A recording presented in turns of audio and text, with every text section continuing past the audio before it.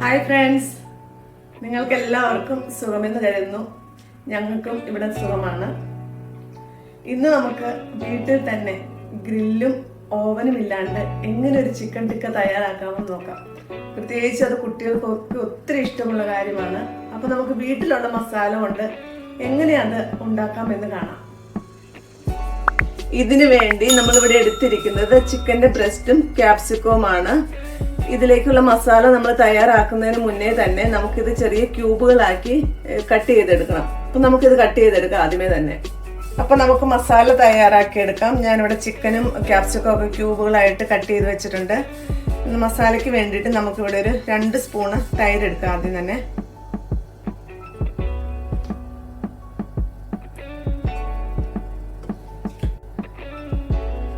ഇനി നമുക്ക് ഇതിലേക്കൊരു 1/2 സ്പൂണിൽ താഴെ കാശ്മീരി ചില്ലി പൗഡർ ചേർത്ത് കൊടുക്കാം.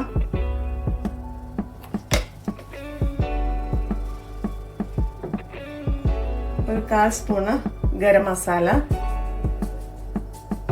ഒരു നുള്ള് ജീരകപ്പൊടി, ആവശ്യത്തിനുള്ള ഉപ്പ്,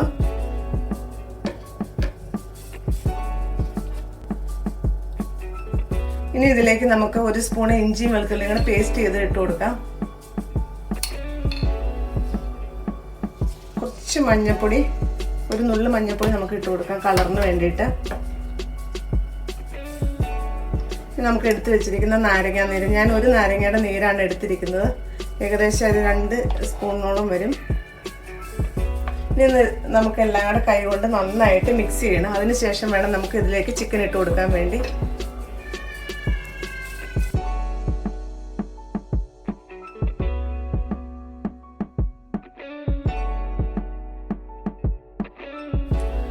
അപ്പം നമ്മുടെ മസാല ഇവിടെ റെഡി ആയിട്ടുണ്ട്. ഇതിലേക്ക് നമുക്ക് എടുത്തു വെച്ചിരിക്കുന്ന ചിക്കനും ക്യാപ്സിക്കവും കൂടെ ഇട്ട് കൊടുക്കണം. അതിനുവേണ്ടി ഞാൻ കട്ട് ചെയ്ത് വെച്ചിരിക്കുന്ന ഒരു വലിപ്പം ഇതാണ്.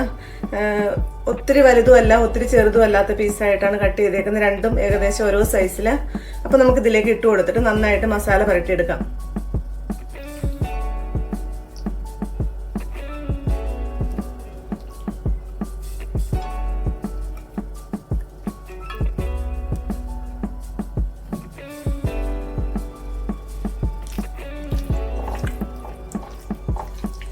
മസാല നന്നായിട്ട് ഇതിലേക്ക് നമുക്ക് മിക്സ് ചെയ്ത് കൊടുക്കണം.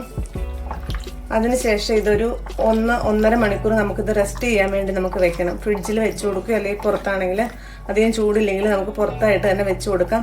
ഇനി ഇല്ല നിങ്ങൾക്ക് അന്നേരം തന്നെ ഉണ്ടാക്കണമെങ്കിൽ പോലും ഉണ്ടാക്കിയെടുക്കാവുന്നതാണ്. അപ്പം നമ്മുടെ ചിക്കൻ ഇവിടെ നന്നായിട്ട് മസാലയൊക്കെ മിക്സ് ചെയ്ത് വെച്ചിട്ടുണ്ട്. ഇത് നമുക്കിനി ഒരു 1.5 മണിക്കൂർ റെസ്റ്റ് ചെയ്യാൻ വേണ്ടി വെക്കാം. അതിനുശേഷം ഇതെങ്ങനെയാണ് ഉണ്ടാക്കേണ്ടതെന്ന് നമുക്ക് നോക്കാം. അപ്പം നമ്മുടെ ചിക്കൻ ഏകദേശം 1.5 മണിക്കൂർ ആയിട്ടുണ്ട്. നമുക്കിനി ഇതൊരു സ്റ്റിക്ക് എടുത്തിട്ട് അതിലേക്ക് കുത്തി വെക്കണം. അപ്പം നിങ്ങളുടെ കയ്യിൽ എന്താണോ ഉള്ളത് ആ സ്റ്റിക്ക് ഉപയോഗിക്കുക. എൻ്റെ കയ്യിൽ ഇവിടെ ബാംബൂ സ്റ്റിക്കാണുള്ളത്. ഇതില്ല, നിങ്ങൾക്ക് ഈർക്കിളിയാണ് അവൈലബിൾ എങ്കിൽ അതായാലും ഉപയോഗിക്കാം. അപ്പം നമുക്ക് ഓരോന്നായിട്ട് എടുത്ത് കുത്താം. ഞാനിവിടെ ഒരു ക്യാപ്സിക്കാണ് ആദ്യം എടുക്കുന്നത്. അവനവൻ്റെ ഇഷ്ടത്തിനനുസരിച്ച് ഇത് ചെയ്യാം. ഇച്ചിരി സ്പേസ് ഇട്ട് വേണം നമ്മളിത് ഓരോന്ന് വെക്കാൻ വേണ്ടിയിട്ട്.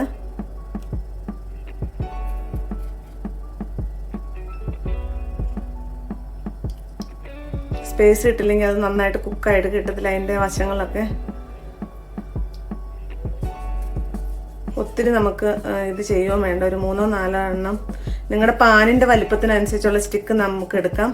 എൻ്റെ അടുത്ത് ഒത്തിരി വലിയ പാനല്ല, അപ്പോൾ ആ പാനിൻ്റെ സൈസിലുള്ള സ്റ്റിക്കാണ് ഞാനിവിടെ ഉപയോഗിക്കുന്നത്. അപ്പം നിങ്ങളിപ്പോൾ കണ്ടല്ലോ ഞാൻ എങ്ങനെയാണ് അത് കുത്തിയെന്ന്. ഇതേ മോഡലിൽ നമുക്ക് ബാക്കിയുള്ളതും കൂടെ കുത്തി റെഡിയാക്കി എടുക്കണം.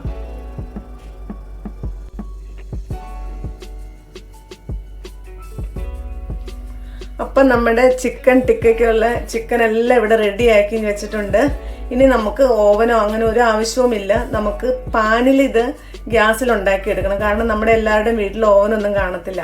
അപ്പം ഈസി ആയിട്ടുള്ളൊരു വേ ആണ് ഞാൻ കാണിച്ചു തരാൻ പോകുന്നത്. അതിനു വേണ്ടി നമ്മളിവിടെ ഒരു പാൻ അടപ്പത്ത് വെച്ച് കുറച്ച് ബട്ടർ ഇട്ട് ചൂടാക്കിയെടുക്കാം.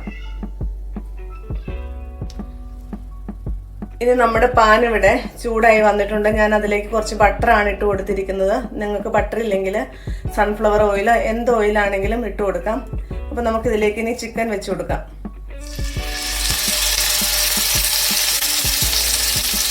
കുറച്ച് സ്പേസ് ഇട്ട് വേണം നമുക്ക് വെക്കാനായിട്ട്.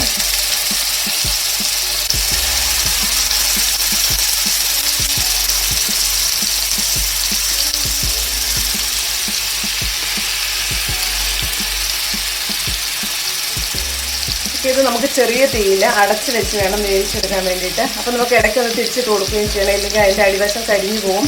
അത് നിങ്ങൾ ചെറിയ തീയിൽ ആയിരിക്കണം ചെയ്ത് കൊടുക്കേണ്ടതും. അപ്പോൾ നമ്മുടെ ചിക്കൻ ടിക്ക ഇവിടെ റെഡി ആയിട്ട് വന്നിട്ടുണ്ട്. രണ്ട് വശവും നന്നായിട്ട് മൊരിഞ്ഞ് വന്നിട്ടുണ്ട്. ഇനി നമുക്കിതൊരു സെർവിംഗ് ഡിഷിലേക്ക് മാറ്റാം.